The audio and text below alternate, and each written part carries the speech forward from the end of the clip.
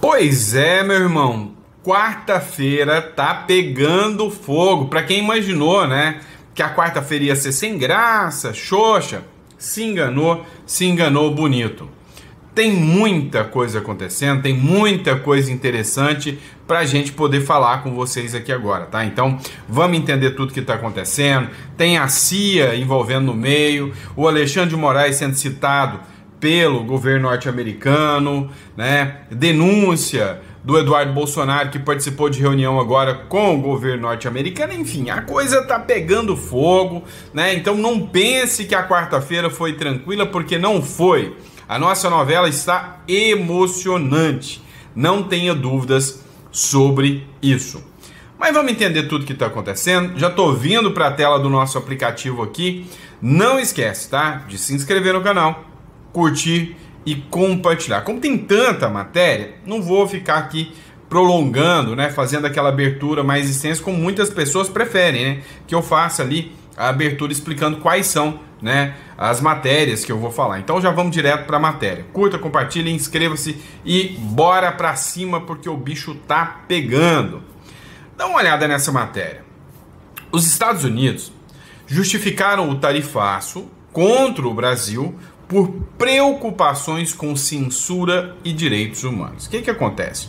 O governo Lula acabou de mandar um dos seus aliados para implorar lá, pelo amor de Deus, Donald Trump, tira suas tarifas de cima do Brasil.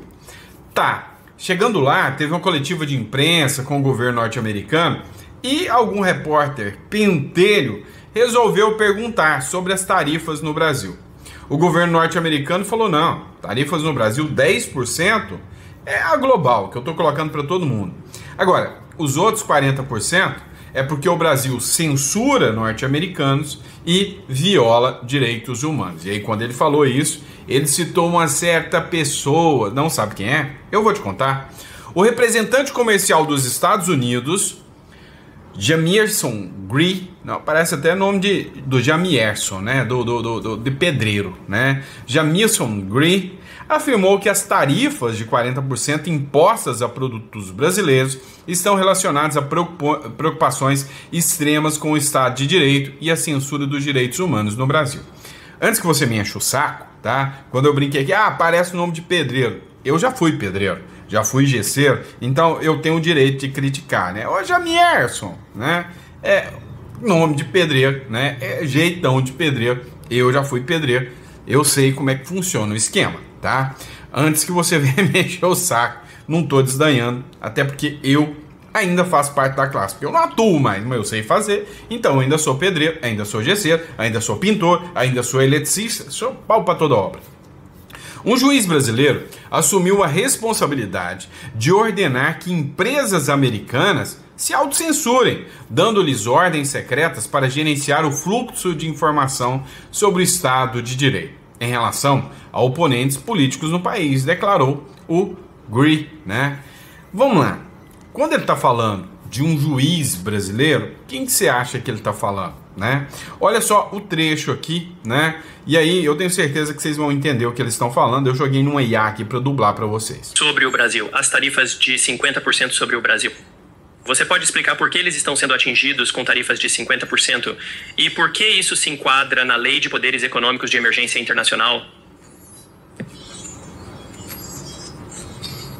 Certamente, H, feliz em fazer isso. Agora, para ser realmente específico sobre o Brasil, na verdade existem dois regimes em vigor aqui. Há a tarifa recíproca de 10% sobre o Brasil, que todo mundo no mundo tem, que estamos tentando fazer para controlar o déficit comercial global. Além disso, grande problema, há uma tarifa de 40% no Brasil, e isso está sob uma emergência separada, e isso está relacionado a preocupações extremas com o Estado de Direito, censura e direitos humanos no Brasil, onde um juiz brasileiro assumiu a responsabilidade de ordenar que os LXY empresas para se censurarem, dando-lhes ordens secretas, para gerenciar o fluxo de informações, o Estado de Direito em relação a oponentes políticos no Brasil. E então, quando a detenção ilegal de US cidadãos que estavam no Brasil. Correto. Agora, o Departamento do Tesouro tem usado frequentemente a IEPA, que é a abreviação da lei de que você está falando, para impor sanções que cortarão países, empresas, sistema financeiro ou pessoas, importou totalmente o comércio. Se o presidente pode cortar totalmente o comércio, ele certamente pode impor uma tarifa, que é uma medida menor do que uma sanção total. Vocês entenderam o que ele falar? A IEPA, ela pode levar ao corte total de relacionamento. Ou seja, pode cortar totalmente o comércio com os Estados Unidos. Então, se ela tem e dá o poder de cortar todas as relações econômicas, ela também dá o poder, por óbvio, de colocar tarifas. E aí, eles citaram que a culpa das tarifas é do Eduardo Bolsonaro. Ele falou, não, a culpa é do Eduardo Bolsonaro. Não, ele não falou isso. Ele falou que a culpa é de quem? De um juiz do Brasil que viola direitos humanos e censura as pessoas. Quem que é esse juiz que ninguém sabe, hein? Caramba, né? Eu achei que era o Eduardo Bolsonaro, que era um malvadão responsável pelas tarifas. Agora o governo americano falou que não é o Eduardo Bolsonaro, é o juiz que censura. Que coisa, né? Mas o Eduardo Bolsonaro participou de uma reunião junto com o Departamento de Estado lá dos Estados Unidos em Washington. E postaram esse vídeo aqui para vocês, Eduardo Bolsonaro junto com o Paulo Figueiredo. Fala pessoal, estamos aqui em Washington DC, na capital dos Estados Unidos, saindo do prédio do State Department e, como sempre, fazendo o nosso trabalho de atualizações, trazendo as perspectivas e tudo mais que for necessário para esclarecer tudo aquilo que realmente ocorre no Brasil. Não é isso, Paulo? Eu acho que para as pessoas que falaram que você tinha sido escanteado, não era mais recebido, agora era só a química do Lula, etc, etc, eu acho que cai um pouco por terra essa narrativa, mesmo no meio de um shutdown do governo americano. O governo americano está em shutdown. Continuamos sendo maravilhosamente bem recebidos. Falamos bastante sobre as nossas perspectivas sobre o Brasil, sobre qual é a situação política atual, os avanços que houve e os avanços que não houve no país, em relação à questão da anistia, né? Há uma expectativa em relação à reunião amanhã com o ministro das Relações Exteriores e o Marco Rubio. A gente entende que essas conversas são normais, são boas de acontecerem agora. Esse é o momento de acontecer. Os Estados Unidos estão numa posição forte. Vamos ver o que o Brasil tem a oferecer, o que o Brasil vai trazer para a mesa. A posição dos Estados Unidos me parece ser sempre a mesma e ser muito clara. Vamos ver o que vai ser dito pelo secretário amanhã. Da nossa parte, né, Eduardo, a gente não é governo dos Estados Unidos.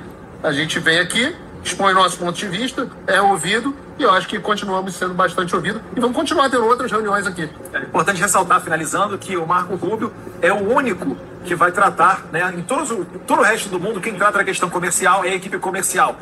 É do secretário Bassett, do Greer, que é representante comercial dos Estados Unidos, e outros atores comerciais.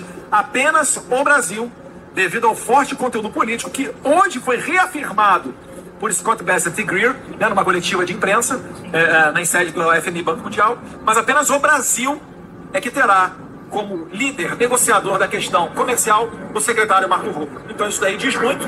Eu acredito que ficará impossível de tirar da mesa a política, como seria desejável para o lado brasileiro.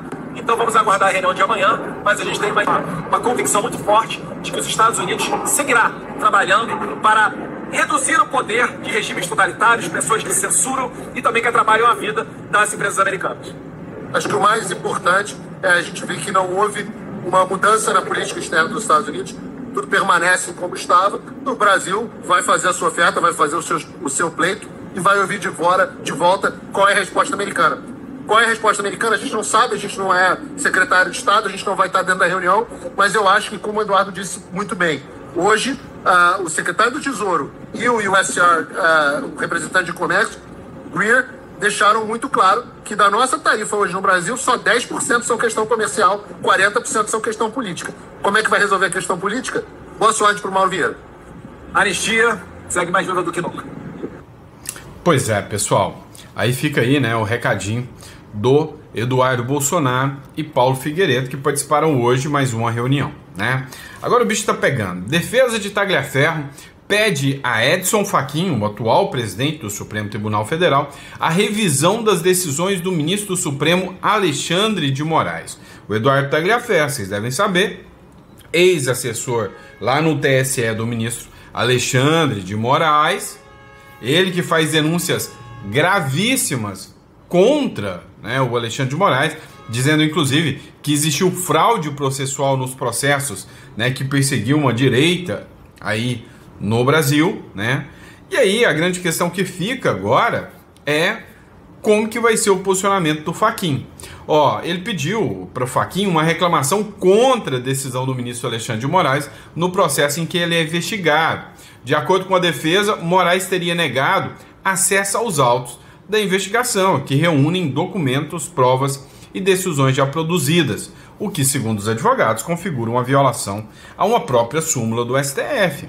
Não é a primeira e nem a última vez que há denúncias, né, de abuso do direito de defesa dos advogados, que o STF simplesmente não dá acesso aos autos. O processo do Bolsonaro foi todo marcado por esse tipo de abusividade. A defesa do Tagliaferro, que está na Itália, afirma que não teve acesso integral às provas, mesmo após o levantamento do sigilo do caso. Ou seja, o caso começou em sigilo, depois o ministro Alexandre de Moraes levantou o sigilo e mesmo assim o Tagliaferro não teve acesso a todas as provas. E sabe o que é mais espantoso nesse caso do Tagliaferro? O Tagliaferro era assessor do Alexandre de Moraes, trabalhava para ele no TSE. O Tagliaferro fez denúncias contra o Alexandre de Moraes. E aí ele passou a ser investigado, né, e julgado, que o relator do caso é o Alexandre de Moraes.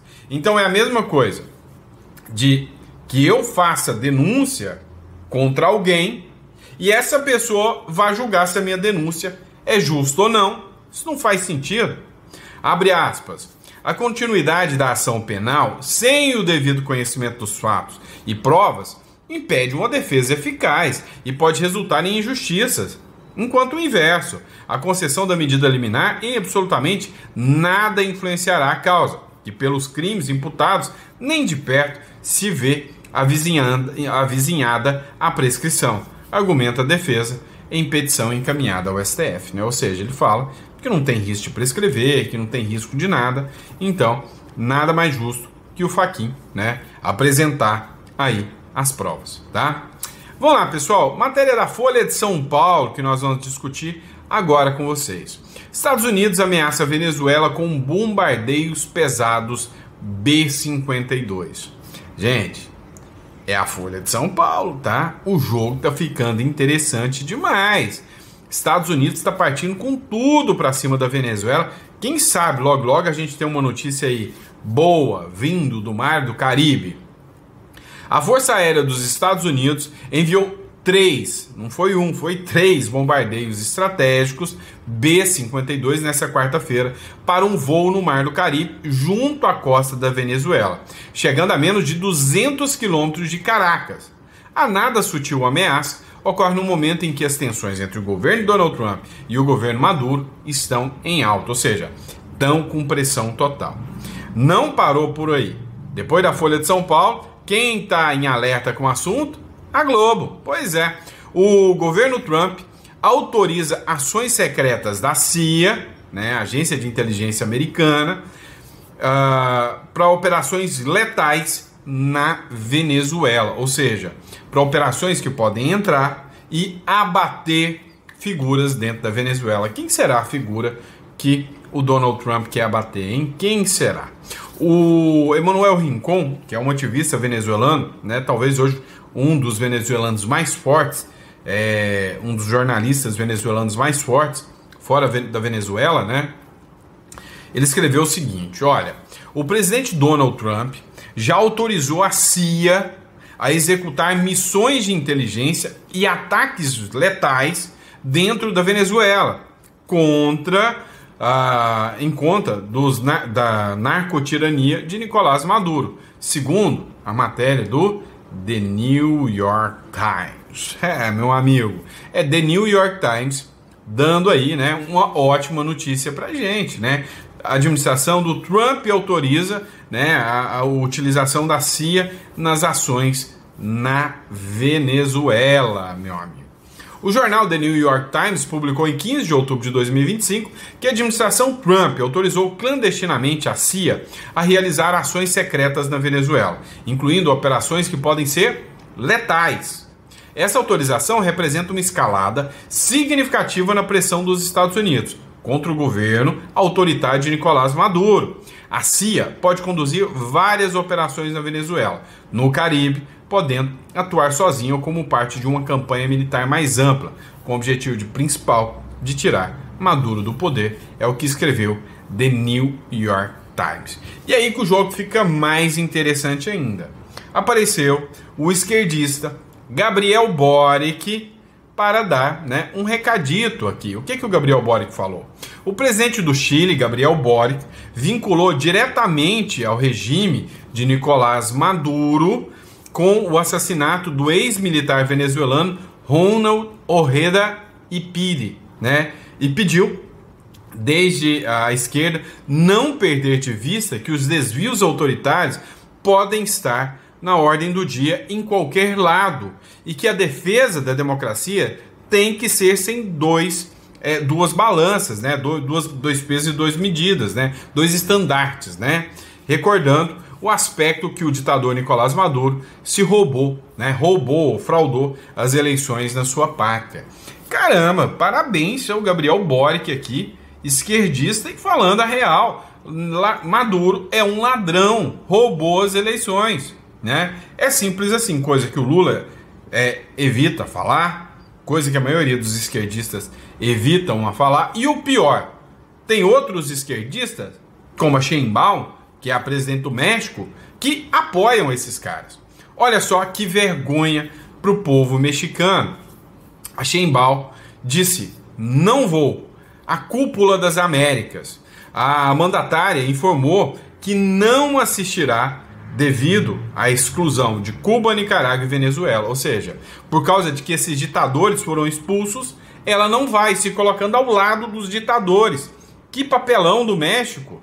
A presidenta do México, né, anunciou que assistirá a Cúpula das Américas, não assistirá a Cúpula das Américas programadas para 4 e 5 de dezembro de 2025, devido à exclusão de Cuba e Venezuela e Nicarágua por parte da chancelaria da República Dominicana. Parabéns à República Dominicana, que excluiu essas pessoas que a gente sabe muito bem não são democráticas, nem aqui nem na China. A Sheinbaum expressou o seu desacordo com essa exclusão e enfatizou que sua atenção centra na emergência nacional por inundações. Para quem não sabe, lá no México está tendo graves inundações, semelhantes ao que rolou aqui no Rio Grande do Sul, muita gente morrendo, e ela falou que ela vai ficar focada, né, na emergência pelas inundações. A decisão de não ir a esses países, de não convidar esses países, né, países autoritários, justificou como uma medida para garantir uma maior convocatória e desenvolvimento efetivo do foro, segundo o Ministério de Relações Exteriores da República Dominicana. A República Dominicana falou: não, a gente quer um maior desenvolvimento efetivo do Foro das Américas, né, da Cúpula das Américas. Então a gente não quer esses ditadores, a gente não quer sair na foto com ditadores, tá? Então foi isso que aconteceu. Vamos lá, pessoal, matéria boa, ó. Eduardo, boa não, né? É matéria importante, tá? Eduardo rebate Tereza Cristina sobre a sua candidatura em 2026. Hoje a gente precisa admitir uma coisa. Apesar da gente ter brigado, eu mesmo fui um crítico, e hoje eu mudo de opinião, tá? Em 2024, né, teve as eleições municipais, e eu fui muito crítico, né, do cheira-rabo da direita, com o centrão ali, né, apoiando o Ricardo Nunes, né, mas hoje a gente tem que admitir uma coisa: a direita não tem mais força sem o centrão, ela precisa dialogar com o centrão. E agora, mais um nome, né, um discurso do centrão, né, jogou ali uma briga entre o Eduardo Bolsonaro e a Tereza Cristina, né. Vocês sabem que o Eduardo Bolsonaro já saiu na discussão, né, com o Ciro Nogueira, agora foi com a Tereza Cristina, né, que já foi inclusive ministra do governo Bolsonaro. O deputado federal Eduardo Bolsonaro rebateu a senadora Tereza Cristina nessa quarta-feira sobre um comentário acerca do nome da direita com viabilidade para eleições de 2026. A Tereza, em entrevista ao jornal O Globo, defendeu a unidade da oposição em torno de uma candidatura e citou nomes do governador Tarcísio de Freitas, Ratinho Júnior e a Michele Bolsonaro como viáveis para a disputa das próximas eleições. não mencionou o Eduardo Bolsonaro, até para não ficar ruim com o Ciro Nogueira. Ela é do partido do Ciro, se eu não me engano, tá? Em publicação nas redes sociais, Eduardo criticou o fato de Ratinho Júnior ter sido citado e o nome dele não, alegando que as pesquisas mostram o inverso, que ele tem mais capacidade do que o Ratinho Júnior de levar as eleições. Abre aspas. Assim fica parecendo que seu conceito de viabilidade é aquele que se enquadra no seu interesse pessoal. Longe de mim acusar você de agir apenas visando os seus interesses pessoais. Afinal, sabemos bem quem você é e é bem capaz de representar interesses pessoais alheios, desde que sejam os interesses dos grandes capitais do país. Mas é que fica parecendo, escreveu o deputado no X. Eu acho que o Eduardo Bolsonaro está entrando em algumas brigas, tá? Que vai acabar agora desgastando. O Eduardo Bolsonaro tem que deixar acontecer.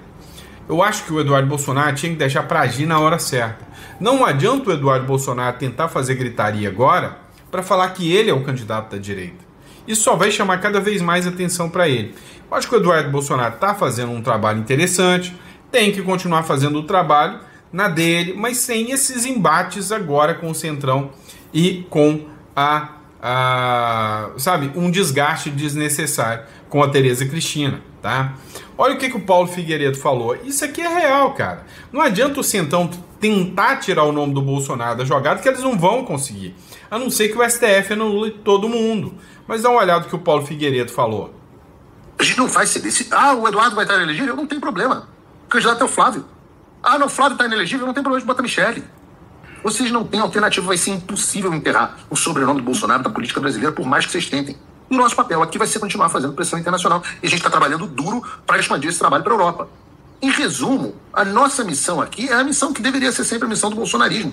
Ferrar com os planos do Ciro Nogueira, do sistema. Porque se a gente está ferrando com os planos dele, a gente está ferrando com quem quer ferrar com o Brasil. E se o Ciro Nogueira me encher muito o saco, eu ainda saio candidato a senador por São Paulo. Mas, Paulo, você quer ser candidato a senador? Você quer ser senador? Não. Mas eu quero muito ferrar com os planos do sistema. Porque se a Globo, o Ciro Nogueira, o Alexandre e a Faria Lima estão unidos em torno de alguma coisa, é óbvio que essa coisa não é boa para o Brasil, é óbvio que essa coisa não é boa para as pessoas. É boa para vocês, para a turminha de vocês da elite, pro beautiful people, mas não é bom para o povo, para as pessoas comuns que carregam o Brasil nas costas. Nesse momento vocês estão unidos em torno da candidatura que seria do Tarcísio. Eu vou dizer que não tem nada pessoalmente contra o governador Tarcísio. Eu até gosto dele.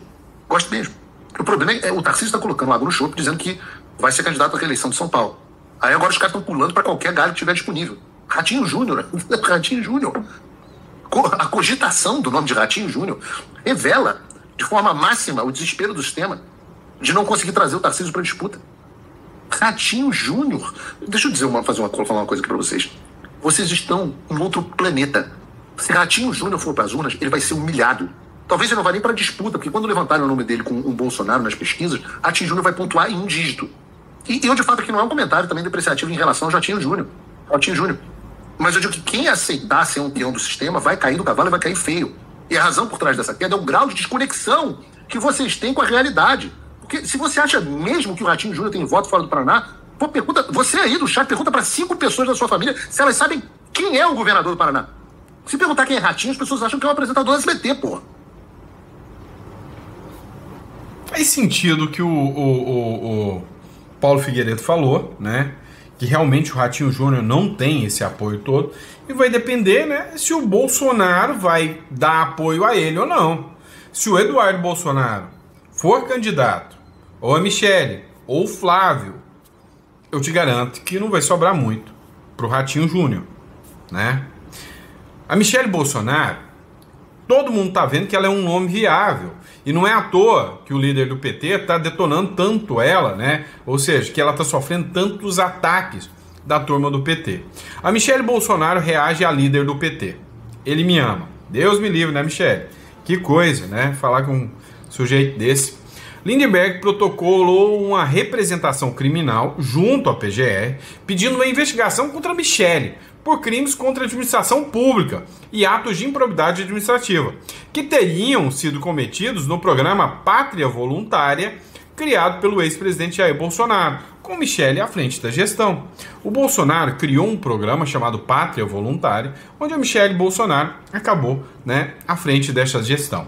E ele usa, né, esse discurso porque a Janja foi alvo da oposição agora, porque o Lula, né, criou, né, um decreto, e nesse decreto ampliou poderes, colocando vários cargos à disposição da Janja. Quase que a oposição criticou, quase que ela se tornou uma co-presidente, tá? Igual o ditador da Nicarágua fez.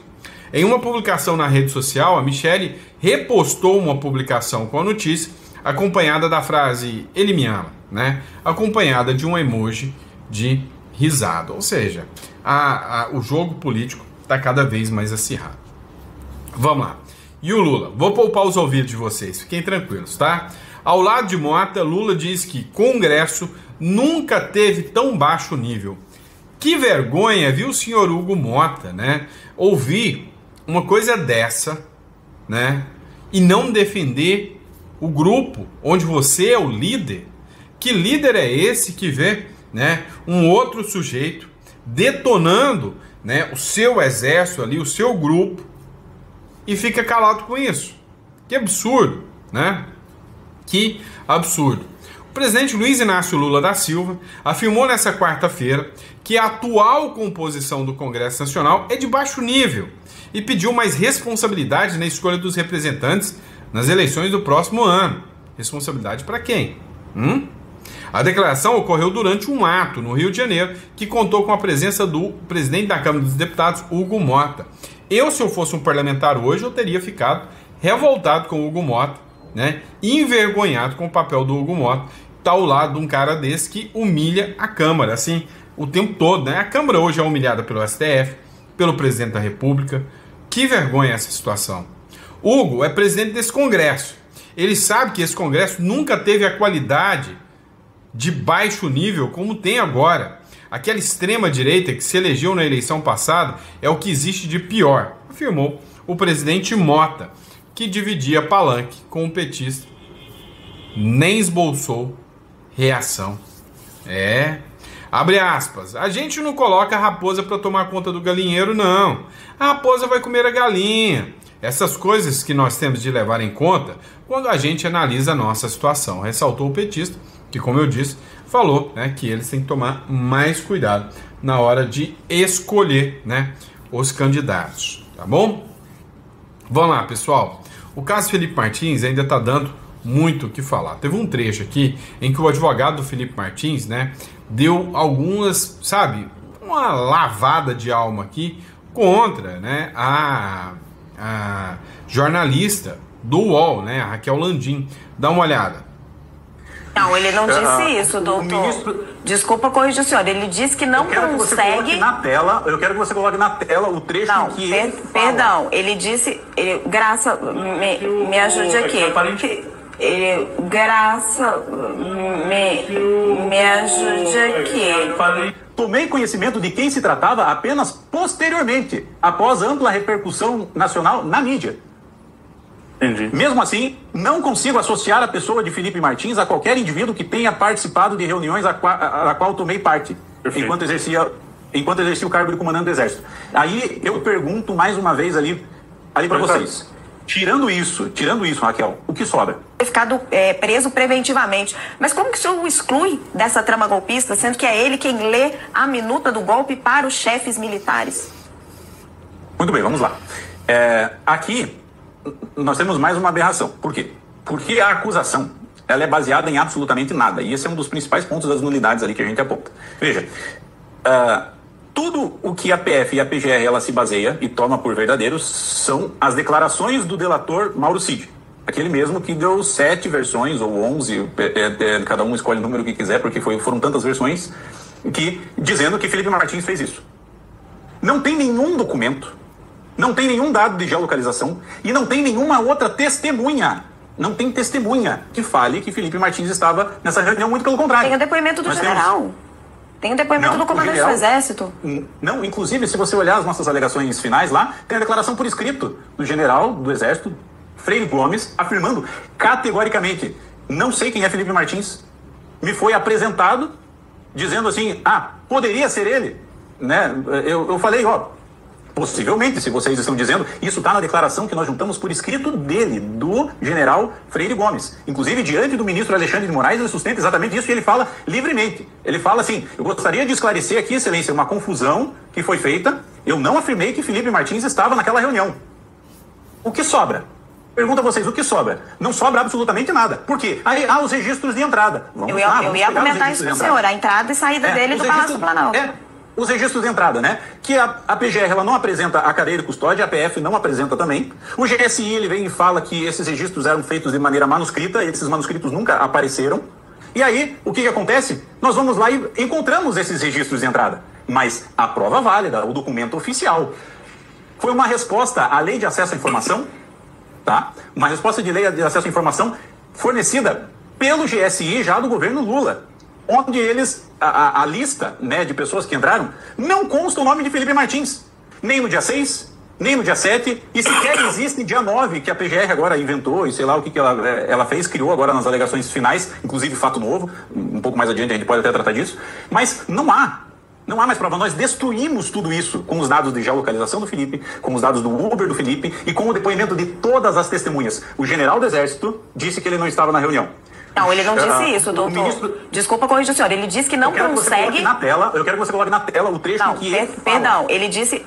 Graça, me ajude aqui. Aparentemente, o que o general disse é que, segundo o senhor aí, que ele não conhecia o Felipe Martins, não é isso? Ele disse que ele não identificou... Ele disse que um assessor lê, mas ele não consegue dizer que se é o Felipe ou não. Não, ele falou que um assessor entrou, leu e saiu. E que ele não consegue afirmar que aquele assessor era Felipe Martins. Exatamente. Pode ser ou pode não ser, correto? E Mauro Cid é quem diz que é o Felipe Martins. Ele fala que nunca tinha visto o Felipe Martins até ver as notícias. Ele diz que não pode associar a pessoa que entrou na sala e leu os considerandos como sendo Felipe Martins. Ele diz categoricamente isso. Eu posso abrir aqui para vocês esse documento. Se eu puder colocar aqui na tela, tá? A declaração dele. Por favor. Eu consigo abrir aqui e colocar? Não, você pode ler para nós, por favor. Pode ler para nós.